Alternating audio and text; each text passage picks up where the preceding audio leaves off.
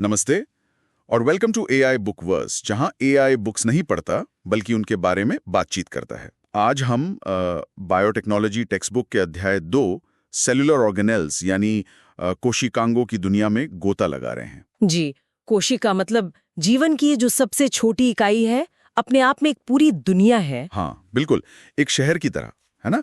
आज इसी शहर की गलियों में घूमेंगे, देखेंगे कि क्या क्या है इसके अंदर।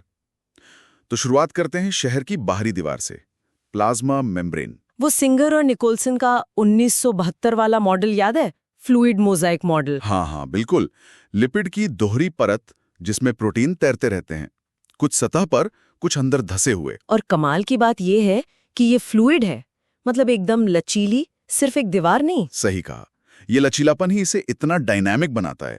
चीजों का अंदर बाहर आना जाना, सेल का बढ़ना, जुड़ना, सिग्नल भेजना, सबके लिए जरूरी है। और ये सेलेक्टिवली परमिएबल भी है, मतलब एक सख्त गेटकीपर। बिल्कुल, सब कुछ यूं ही अंदर बाहर नहीं हो सकता।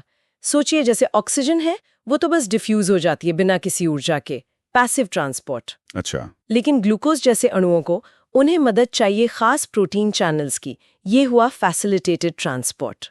और फिर आता है एक्टिव ट्रांसपोर्ट, जहां कोशिका को बाकायदा ऊर्जा खर्च करनी पड़ती है, एटीपी लगाकर, जैसे वो सोडियम पोटेशियम पंप। हाँ, वो तो कॉन्सेंट्रेशन के खिलाफ काम करता है ना। जी बिल्कुल, जबरदस्ती आयंस को पंप करना, ये संतुलन के लिए बहुत जरूरी है। ठीक है, अब शहर के अंदर चलते हैं।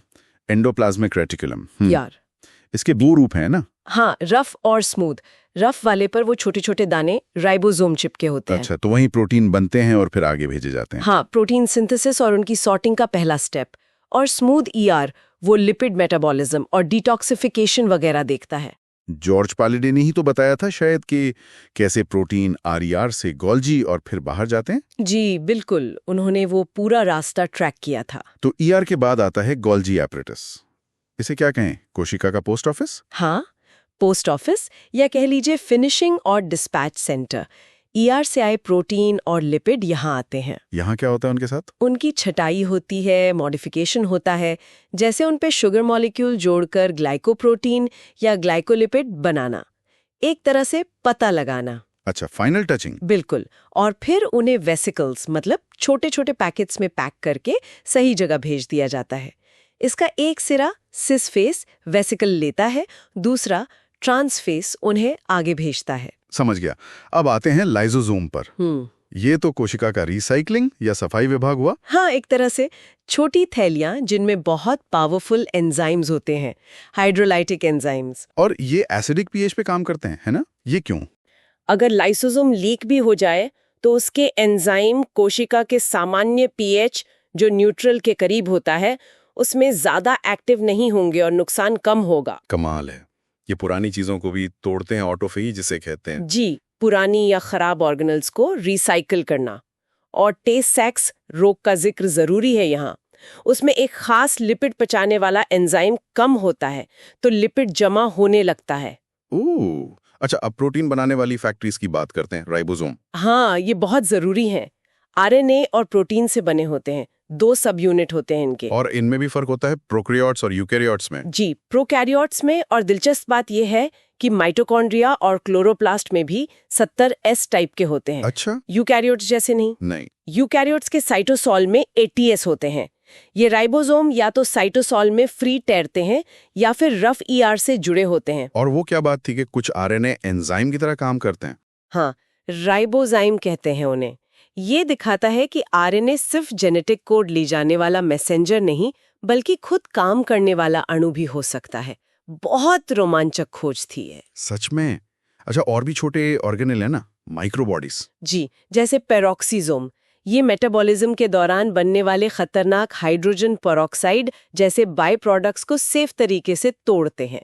एक तरह से कोशिका की हजार्ड मैनेजमेंट टीम। और वो सेंट्रोसोम और सेंट्रियोल? वो जंतु कोशिकाओं में होते हैं और कोशिका विभाजन के समय क्रोमोसोम को अलग करने में मदद करते हैं। स्पिंडल फाइबर्स वहीं से बनते हैं। ठीक है, और आखिर में शहर का कंट्रोल सेंटर, न्यूक्लियस, केंद्रक। बिल्कुल, ये डबल मेम्ब्रेन से घिरा होता है, न्यूक्लियर एनवेलप।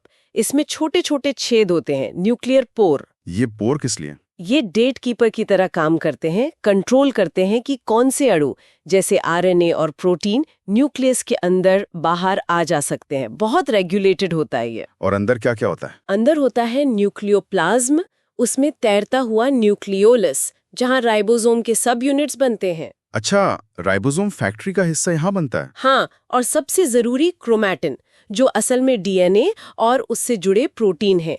हमारा सारा जेनेटिक मटेरियल यहीं पैक होता है। यही कोशिका का ब्लूप्रिंट है। वाह! तो संक्षेप में देखें तो हर ऑर्गेनेल का अपना एक खास बहुत जरूरी काम है।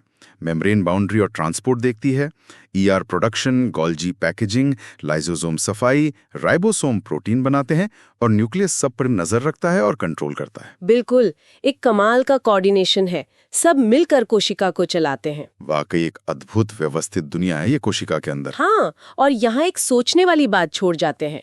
ये जो माइटोकॉन्ड्रिया और क्लोरोप्लास्ट के अंदर प्रोकैरियोट्स जैसे 70s राइबोसोम मिले। हाँ, ये बात तो ध्यान देने वाली है। तो क्या ये सिर्फ इत्तेफाक है, या ये इस बात का सबूत है कि शायद यूकैरियोटिक कोशिकाएं बहुत पहले प्रोकैरियोटिक कोशिकाओं को अपने अंदर शामिल करके बनी, मतलब एंडोसिम्बायोटिक थ्योरी? ये वाकई एक दिलचस्प सवाल है। इस पर और सोचा जा सकता है। अगर ये वीडियो पसंद आई हो तो लाइक करें, चैनल को सब्सक्राइब करें और इसे अपने दोस्तों के साथ शेयर करें।